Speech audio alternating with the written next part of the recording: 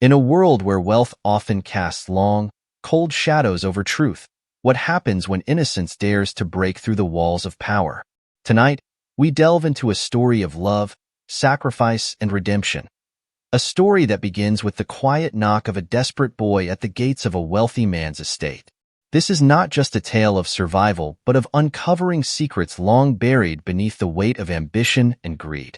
Imagine the courage it takes for a child, carrying the fragile life of his little sister in his arms, to confront the unknown, seeking help from someone who represents everything he has been taught to fear. What drives such bravery? And what happens when the door opens not just to a mansion, but to revelations that change lives forever? Stay with us as we unravel this emotional journey piece by piece. By the end, you'll see that even in the darkest corners, there's a light waiting to break through. The night was mercilessly cold, the wind howling through the narrow alleys of the sleeping city.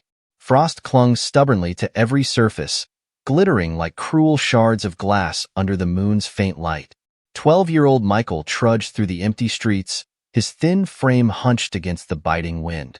In his arms, his sister Emma, barely 6, lay limp and feverish, wrapped in a tattered blanket that did little to shield her from the relentless chill. Michael's heart pounded, not from the cold but from fear. Each step felt heavier as Emma's soft, shallow breaths reminded him of the urgency of their plight. His stomach growled, the gnawing hunger a cruel companion, but he refused to stop. He couldn't. Her life depended on him finding help. Far in the distance, atop the tallest hill, stood the Lancaster mansion, a sprawling estate known for its grandeur and the iron gates that rarely opened for anyone but the privileged. Theodore Lancaster, the man who owned it, was bevered and feared. To many in the city, he was a figure of untouchable power, a symbol of wealth so vast it seemed to exist in another world entirely. But for Michael, that mansion was not a symbol of power. It was his last hope. He hesitated as he approached the towering gates, the weight of doubt pressing down on him. What chance did a boy like him, dressed in rags and carrying a sick child, have of being heard? Yet, desperation has a way of silencing fear. Michael pushed forward, his trembling hand knocking against the enormous wooden door, echoing into the frigid night. Inside the mansion, the warmth was almost oppressive, a sharp contrast to the icy desolation outside. The faint chime of the knock startled Philip, the butler who had served the Lancaster family for decades. He opened the door cautiously, his sharp eyes landing on Michael. The sight of the boy, his face pale with cold and streaked with dirt, clutching his unconscious sister, tugged at something buried deep within Philip's stern exterior. "Please," Michael whispered, his voice breaking with the weight of his fear. "She's sick. I have nowhere else to go." Philip hesitated. The rules of the house were clear. Outsiders were not to be trusted. Yet something about the boy's raw determination and the fragile child in his arms softened his resolve. Against his better judgment, he stepped aside, allowing Michael and Emma into the warmth of the mansion. As the heavy doors closed behind them, Michael felt the first flicker of relief. But little did he know, the warmth of the mansion concealed secrets colder than the night he had just left behind. The grand foyer of the Lancaster mansion was a world Michael had never imagined, let alone stepped into. Marble floors gleamed under the golden glow of an enormous chandelier, and ornate tapestries adorned the walls, depicting scenes of battles and triumphs long past.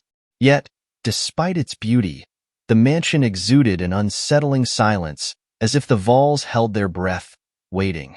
Philip, the butler, led Michael carefully toward a bench near the fireplace. The heat radiating from the crackling flames was comforting and overwhelming to the boy, who hadn't felt warmth in days. Philip signaled a maid to fetch blankets and warm water while he examined the boy and his sister more closely. Emma's tiny face was pale, her lips tinged with blue, and her feverish murmurs tore at Philip's heart. Michael looked around nervously, overwhelmed by the grandeur. The weight of being somewhere he didn't belong pressed heavily on him. He clenched Emma's hand, his voice trembling. "Thank you, sir. Please, just help her. That's all I ask." Philip crouched to Michael's eye level. "Don't worry, son. She'll be taken care of. But tell me, what brought you here? Michael hesitated, unsure how much he could trust this stranger. I didn't know where else to go. I thought someone here might help. His words faltered, but his desperation was evident. As the servants quickly settled Emma, Michael noticed movement from the grand staircase. A man descended, his steps slow and deliberate, his presence commanding. Theodore Lancaster was a tall, stern figure dressed impeccably in a dark suit that reflected his cold demeanor. His sharp eyes scanned the scene, lingering on the frail girl and the boy clutching her hand protectively. "What is the meaning of this, Philip?" Theodore's voice was clipped, his words echoing in the vast hall. Philip rose, his expression measured. "Sir, these children appeared at our door. The girl is gravely ill. I felt it necessary to bring them in." Theodore's gaze shifted to Michael, who straightened his back despite the fear courting him. "Why are you here, boy?" Michael swallowed hard. "My sister. She's sick. I need help. Please." Theodore took a step closer, his eyes narrowing. "Help is not freely given. Why should I take in strays off the street?" Before Michael could respond, Theodore's gaze fell to the pendant around the boy's neck. It was small and golden, engraved with a delicate lily. For a moment, Theodore froze, the icy mask on his face cracking ever so slightly. His hand instinctively rose to his chest, where a similar pendant once rested years ago. Memories of a woman he had loved and lost flooded his mind. Rebecca, the light in his otherwise dark and empty world. "Where did you get that pendant?" Theodore asked, his voice uncharacteristically soft. Michael hesitated, confused by the sudden shift in the man's tone. It was my mother's." Philip's expression changed, a flicker of recognition flashing across his face. He stepped back slightly as though the pieces of a long-forgotten puzzle were falling into place. Theodore stared at the pendant, his mind racing.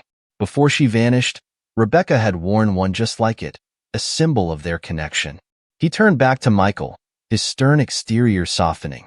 "Your mother? What was her name?" Michael hesitated, unsure why the man was so interested. Rebecca Lyle." The mention of her name sent a ripple through the room. Philip's face turned pale, his hands trembling slightly. Theodore felt the weight of buried guilt pressing down on him for the first time in years. Rebecca's disappearance had left a void in his life, one he had never filled. Could it be possible that this boy was his son? Philip cleared his throat, his voice strained. "Sir, if this boy's mother was Miss Rebecca, then there is much you need to know. I believe." "Enough," Theodore interrupted, his tone sharp as he tried to regain control of his emotions. "We will discuss this later. For now, ensure the girl is cared for." He turned on his heel and disappeared back up the staircase, his mind a whirlwind of questions and doubts. Philip, now left alone with Michael, knelt beside him once more. "Son," he said gently, "your mother. What happened to her?" Michael's face fell, his voice breaking as he spoke. "She's gone. She disappeared when I was little. It's just been me and Emma since then. We've been trying to survive, but it's been so hard." Philip's heart ached at the boy's words. He knew there was more to this story, more than even Michael could understand.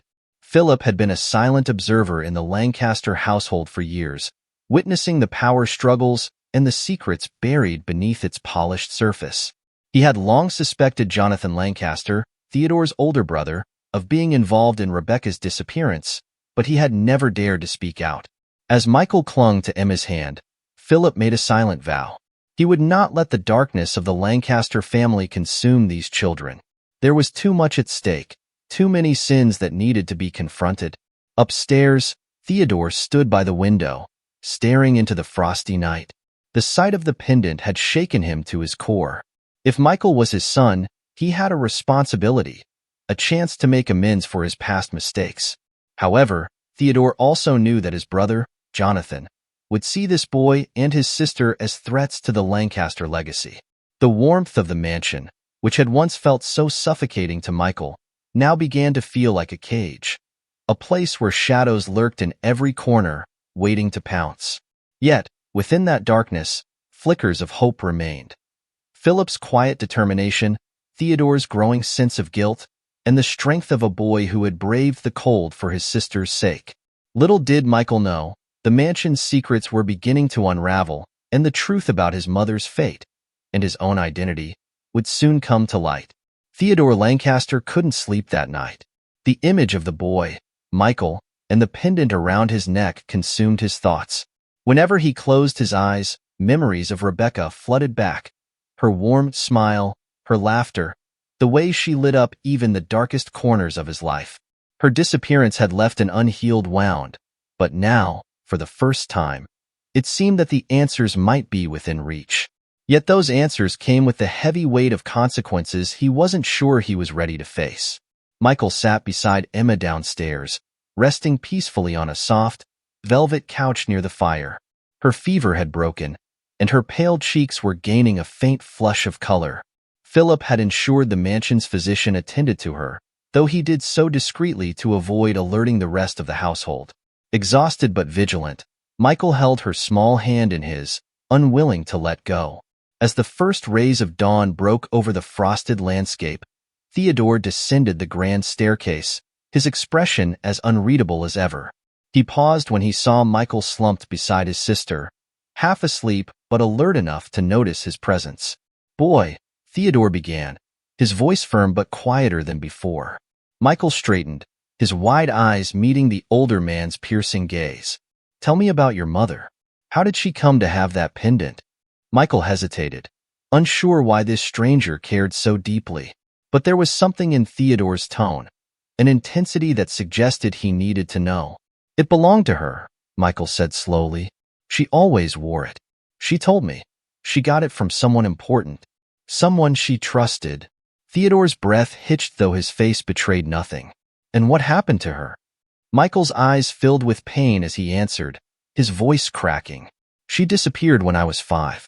I don't remember much, just that she said she had to go somewhere, to protect us. But she never came back." Philip, who had quietly entered the room, stood frozen near the doorway, his face pale. He had always suspected something sinister about Rebecca's sudden departure. Now, hearing Michael's words, his suspicions about Jonathan's involvement felt closer to confirmation. "Do you know who your father is?" Theodore asked, his voice softer now, almost hesitant. Michael shook his head. "She never talked about him. She just said he wasn't with us anymore." Philip's hands tightened around the stack of letters he had been carrying. He had stayed up all night searching the mansion's old records and belongings, and what he found confirmed his fears. Among the items was a bundle of letters Rebecca had written but never sent. They revealed her growing fear of Jonathan Lancaster and her desperate attempt to protect her child. "Sir," Philip said quietly, stepping forward. "There's something you need to see." Theodore turned sharply toward the butler, who handed him the bundle of letters. Theodore's hands trembled slightly as he read the faded ink, the words dragging him back to a past he had tried to bury. Rebecca's fears were laid bare. Jonathan's threats, his determination to drive her away, and her desperate plan to leave for the sake of her son. "Michael," Theodore began, his voice heavy with emotion, "I believe you may be my son." The room fell into a stunned silence. Michael stared at Theodore, his young mind struggling to process the weight of the words. "You're my father?" Before Theodore could respond, a sudden noise echoed through the mansion. Heavy footsteps, voices raised in anger. The sound sent a chill through Philip, who immediately knew its source. Jonathan Lancaster had heard of the children's presence and was coming. Jonathan Lancaster burst into the grand hall, his presence as menacing as a storm. Dressed in a sharp black suit, his cold, calculating eyes scanned the room, landing on Michael and Emma with disdain. Jonathan, a man accustomed to controlling everything within his domain, viewed the boy and his sister as threats to the Lancaster legacy. "What is this?" Jonathan demanded, his voice sharp as a whip. "Philip, why have you brought these vagrants into my home?" Theodore stepped forward, shielding Michael and Emma from his brother's icy gaze. "They are here because they need help, Jonathan. And as it turns out, Michael is my son." Jonathan's expression barely shifted, but his eyes betrayed a flicker of unease. "Your son? Don't be ridiculous. You're letting sentiment cloud your judgment." These children have no place here. I'm done letting you dictate what belongs here, Theodore replied firmly. You drove Rebecca away, didn't you? You threatened her life because she meant something to me, and because you couldn't stand anyone interfering with your control. Jonathan's lips curled into a cold smile. You have no proof of these wild accusations, brother. But Philip stepped forward, holding the letters. We have more than enough proof, sir. These letters from Miss Rebecca detail everything. How you threatened her, how she feared for her life and her children. It's all here. Jonathan's calm demeanor cracked, his voice rising.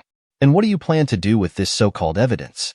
Do you think you can dismantle the Lancaster name over a woman who disappeared years ago? The tension in the room was suffocating.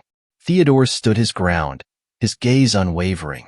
This isn't about the Lancaster name anymore, Jonathan. It's about righting a wrong you committed. Jonathan's face twisted with rage, but his cunning nature quickly took over. You think you can protect them? You're a fool, Theodore. You've always been weak, letting emotions rule you. These children, they're nothing but liabilities. As Jonathan stormed out of the room, the threat was clear. He wasn't done, and his next move would be far more dangerous. Once a symbol of safety for Michael and Emma, the mansion now felt like a trap closing in. Philip turned to Theodore, his voice urgent. We must act quickly, sir. Jonathan won't stop until he eliminates anything, or anyone, he sees as a threat. Theodore nodded, determination hardening in his eyes. I won't let him harm them. Not this time. Philip, prepare the children. We'll find a way to get them to safety. But Michael stepped forward, his young voice steady despite the fear in his eyes. I don't want to run. If my mom fought to protect me, I'll fight too. We can't let him keep hurting people. Theodore looked at his son, and saw the same strength and bravery that had once drawn him to Rebecca. You're right, Michael. We'll fight. But first, we need to ensure your sister's safety. As the sun climbed higher in the sky, shadows of the night began to retreat. But the battle for truth, love, and justice had just started. Theodore knew he couldn't confront Jonathan alone. His brother's influence stretched far beyond the mansion, with allies loyal to him in every corner of the household and beyond. Yet, as Michael's courage stirred something dormant in Theodore, he realized he needed to rally allies of his own, people willing to stand against Jonathan's tyranny. While Theodore strategized, another figure entered the narrative. Sophia, a young woman who worked at a nearby bookstore. Sophia had grown up hearing stories about Rebecca from her mother, who had been Rebecca's closest friend. Though her mother had passed away years ago, Sophia had never forgotten Rebecca's warmth and resilience, nor the mystery of her disappearance. When rumors of 2 children being taken into the Lancaster mansion reached her, Sophia's heart stirred with curiosity and alarm. Sophia decided to act. She reached out to Henry, an older man who had once been Rebecca's confidant. Henry was a retired journalist, sharp-minded despite his years, and he had spent decades gathering fragments of information about Jonathan's misdeeds. Together, they unearthed old letters, photographs, and legal documents that painted a damning picture of Jonathan Lancaster. Among these were signed testimonies from former staff members who had witnessed Jonathan's cruelty and manipulation. Meanwhile, inside the mansion, Philip was battling his moral dilemma. For years, he had been Jonathan's silent observer, blinding to the man's cruelty to protect his position. But seeing Michael and Emma's vulnerability and recognizing the echoes of Rebecca in their eyes ignited something in him. Quietly, Philip began sifting through the mansion's forgotten corners, uncovering more of the truth Jonathan had worked so hard to bury. Philip found a locked trunk in the attic, covered in dust. Inside were letters from Rebecca to Theodore that had never been delivered, alongside documents indicating Jonathan's embezzlement and shady dealings. Among them was a torn photograph of Rebecca holding a baby boy, Michael. Philip brought his findings to Theodore, who stared at the evidence with guilt and determination. We have to protect them, Theodore said. Jonathan has taken too much already. This ends now. Jonathan, however, was already plotting his next move. Furious that Theodore had defied him, he called upon his most loyal allies within the household, guards, staff, and a shadowy network of enforcers who had long done his bidding without question. His orders were clear. Michael and Emma had to be eliminated before they could reveal the truth about the Lancaster family's dark history. Once a symbol of luxury and power, the mansion began to feel like a fortress under siege. Guards patrolled the hallways, their presence oppressive and menacing. Now fully aligned with Theodore, Philip quickly moved Michael and Emma to the safety of a hidden passage in the mansion's east wing. This passage leads to an old storage house on the edge of the estate. Philip whispered to Michael as they hurried through the dark corridor. "Stay quiet, and don't come out until it's safe." Sophia arrived at the mansion that evening under the pretense of delivering books for the library. She slipped Theodore and Philip a sealed envelope containing the evidence she and Henry had uncovered and a note. "We're with you. Be careful." But Jonathan was always one step ahead.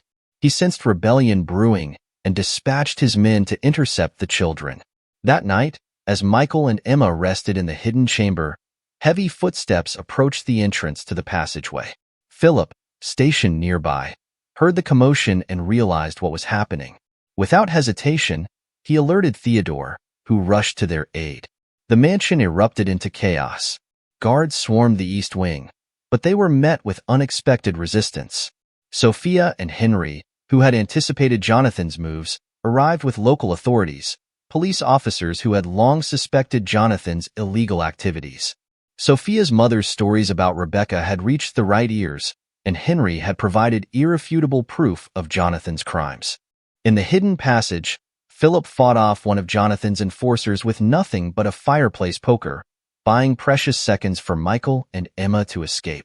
Meanwhile, Theodore confronted his brother in the grand hall, where their simmering rivalry finally boiled over. "You've destroyed everything this family once stood for," Theodore said, his voice shaking with rage. "Your greed, your lies. They've poisoned this house." Jonathan sneered. "This house was never yours to rule, Theodore. You've always been weak. And now, you're throwing away everything for a boy who isn't even worth." "Enough," Theodore shouted, cutting him off. "Michael is my son, and no amount of lies or schemes will change that." Sophia and Henry led the authorities through the mansion as the brothers squared off. The sight of police officers flooding into the Lancaster estate sent Jonathan's loyalists scattering. Within minutes, the mansion was no longer under Jonathan's control. But Jonathan wasn't done. In a last-ditch effort to escape, he grabbed a pistol and aimed it at Michael, who had just emerged from the hidden passage with Emma. "If I can't have this family," Jonathan snarled, "neither can you." The shot rang out, echoing through the hall. Time seemed to freeze as Theodore stepped in front of his son, taking the bullet meant for Michael. He staggered but remained standing, shielding Michael and Emma with his body. The authorities rushed forward, disarming and arresting Jonathan before he could do more harm. Theodore collapsed, but Philip and Sophia were there to catch him, their faces etched with concern. "You'll be all right," Michael said, trembling. You saved us." Theodore managed a weak smile. "No, Michael. You saved me. You gave me a reason to fight again." As paramedics arrived to tend to Theodore, the mansion grew quiet again. But this time, it wasn't the oppressive silence of fear. The stillness followed the end of a long battle, a moment of peace before the dawn of something new. The morning after the confrontation, the Lancaster mansion was unrecognizable, not in its appearance, but in its atmosphere. There was now a hum of activity and light where there had once been silence and shadows. The police had confiscated incriminating documents. Jonathan was in custody, and Theodore lay in the estate's private medical wing, recovering from his injuries. Michael sat quietly beside Theodore's bed, his small hand clutching the older man's. For the first time, he saw a different side of Theodore. Not the cold, detached figure who had first questioned him, but a man humbled by pain and the weight of his mistakes. Theodore stirred, his eyes fluttering open to see Michael's worried face. "You stayed," Theodore said, his voice hoarse but warm. Michael nodded, blinking back tears. "You saved me. You saved Emma. I couldn't leave." A faint smile tugged at Theodore's lips. "I should have saved you both long before this. I should have been there. For you, for your mother." Michael hesitated, unsure of what to say. His young heart, so accustomed to rejection and survival, struggled to process the idea of belonging. "Do you think you're my father?" Theodore exhaled deeply. "I don't think, Michael. I know. Your mother. She was everything to me. And now, I see her in you. Her courage, her strength. She fought to protect you because she loved you more than anything. And now it's my turn to do the same." Just then, Philip entered the room, carrying a bundle of letters and photographs he had recovered during the chaotic night. He placed them gently on the bedside table. "Sir, I thought you might want these. They belong to Miss Rebecca." Theodore reached for the photographs, his hands trembling as he sifted through memories long buried. One photograph caught his attention. Rebecca holding a newborn, her face glowing with love and pride. Tears welled in Theodore's eyes as he passed the photo to Michael. "This is you," Theodore said softly. "This is the day you were born. Your mother kept this hidden, but now it's time for you to know where you come from." Michael studied the photograph, his heart swelling with a strange mix of sadness and hope. "She looks happy." "She was," Theodore said, his voice breaking. "And I'll ensure you and Emma can find that happiness again. I promise." While the Lancaster mansion began its transformation, Sophia and Henry continued their work behind the scenes. They were determined to ensure that Jonathan's arrest led to actual consequences, not just for him, but for the corrupt network he had built over the years. With the evidence they had gathered and Theodore's testimony, they had a solid case to bring to the authorities. But just as the pieces fell into place, a new development stunned everyone. As the family and their allies gathered to discuss their next steps that evening, a commotion erupted at the mansion's front gates. Philip hurried to investigate and returned moments later, his face pale with disbelief. "There's someone here," Philip said, his voice trembling.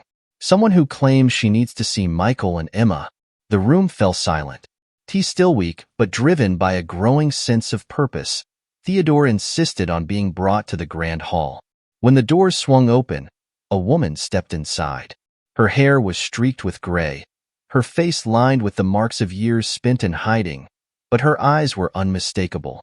"Rebecca," Theodore whispered, his voice filled with equal parts awe and anguish. Michael and Emma froze, their young minds unable to comprehend what they were seeing. The woman knelt before them, tears streaming down her face as she reached out her hands. "It's me," Rebecca said, her voice cracking. "It's your mother." Michael's heart pounded as he took a cautious step forward. "Mom?" Rebecca embraced him, her arms trembling as she held him close. "Oh, my sweet boy. I've missed you so much. I never stopped fighting for you." Still weak but growing stronger by the hour, Emma reached for Rebecca with a small, shaky hand. Rebecca scooped her into her arms, whispering words of comfort and love as she kissed her daughter's fevered forehead. Theodore stood frozen, torn between joy and guilt. How are you here? I thought." Rebecca turned to him, her eyes filled with pain and gratitude. "I never truly left. Jonathan forced me into hiding, threatening my life and my children's safety. I wanted to return, but I had to wait until I could gather the evidence to bring him down. And now, I'm here to finish what I started." Rebecca revealed a dossier she had carried with her, years of documents, recordings, and testimonies that not only confirmed Jonathan's crimes, but implicated his more expansive network of accomplices. She handed the dossier to Henry, who nodded solemnly. "This," Rebecca said, her voice steady, "is the legacy I leave to my children. The truth." As the room absorbed the weight of her words, Theodore stepped forward, his eyes glistening with unshed tears. "Rebecca, I failed you. I failed our family. But I swear to you now, I'll protect them. I'll protect you." Rebecca met his gaze, her expression softening. "Theodore, you've already started. And together, we'll ensure this family finally stands for something good." That night, the Lancaster mansion felt alive with new energy, not of wealth and power, but of hope and renewal. The family sat together, united for the first time, as they planned their path. Theodore vowed to use the Lancaster fortune to rebuild the lives Jonathan's greed destroyed. Michael, no longer the scared boy who had knocked on the mansion's door, felt a new sense of belonging. He had found his father and uncovered the strength of his mother's love, a force that had endured years of suffering and sacrifice. As the first rays of dawn lit up the mansion's gardens, Michael and Emma played in the snow, their laughter ringing through the air. Rebecca watched from the window, her hand resting on Theodore's. "We've been through so much darkness," she said softly. "But now we can live in the light." As the days passed, the Lancaster estate transformed into the epicenter of a fight for justice. Rebecca's dossier and Henry and Sophia's evidence created an airtight case against Jonathan Lancaster. The network of accomplices he had relied upon for decades began to crumble as authorities launched raids and investigations, uncovering corruption and crime hidden beneath his polished exterior. Jonathan, stripped of his wealth and influence, faced trial for crimes ranging from embezzlement and blackmail to attempted murder. The courtroom was packed, and every revelation sent shockwaves through the city. Witness after witness testified to Jonathan's ruthlessness, but the most powerful testimony came from an unexpected source: Theodore. Theodore had lived under the shadow of his brother's control for years, too afraid to confront him. But standing in the witness box, with Rebecca, Michael, and Emma watching from the gallery, Theodore spoke with conviction. "My brother's actions have brought nothing but pain and destruction to our family and countless others. It is my duty, not just as a father but as a man, to ensure that justice is served. No one, no matter how powerful, should escape the consequences of their actions." Jonathan's sentencing marked the end of an era of tyranny. Once synonymous with power and fear, the Lancaster name had a chance to be rebuilt on a foundation of integrity and redemption. With Jonathan imprisoned, Theodore focused on rebuilding the lives he had failed to protect. He officially recognized Michael and Emma as his children, ensuring they would always have a place in the Lancaster family. For the first time in years, the grand mansion felt like a home, not a cold monument to wealth, but a sanctuary filled with laughter and love. Rebecca worked closely with Theodore, Sophia, and Henry to establish a foundation in her name. The Rebecca Lyle Foundation, dedicated to supporting children and families in crisis, became a beacon of hope for the community. Using the Lancaster fortune, the foundation provided housing, education, and health care to those in need, transforming the mansion's East Wing into a resource center. Michael and Emma, once plagued by hardship, began to thrive.